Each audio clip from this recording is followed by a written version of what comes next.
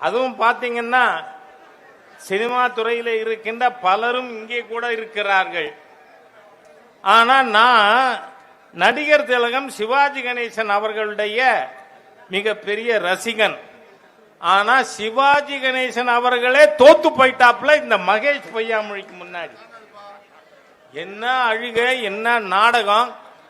நான் சொல்றேன், கரூர்ல முத சரியான விசாரணை நடக்க வேண்டுமானால் யூ சஸ்பெண்ட் தி எஸ்பின்னு கேட்கிறேன்.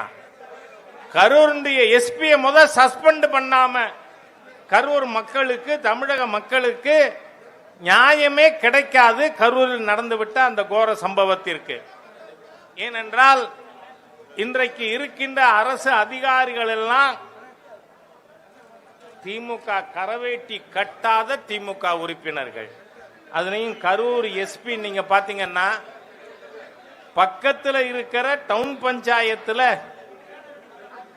ஒரு முஸ்லிம் கார்பரேட்டர் கவுன்சிலர், அவரோட வார்டுல தண்ணி இல்லைன்னு கேட்டாரு ரவிங்கிற நபர்.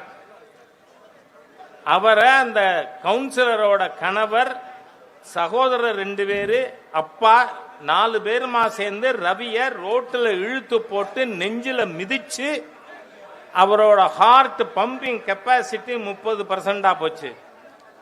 அவரை அங்க அரசு மருத்துவமனையில் அட்மிட் பண்ண மாட்டேன்றாங்க.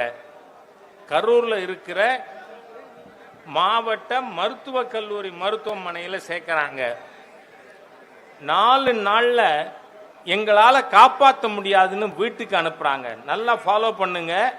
அவர் இன்னைக்கும் இஸ் ரெக்கவரிங்.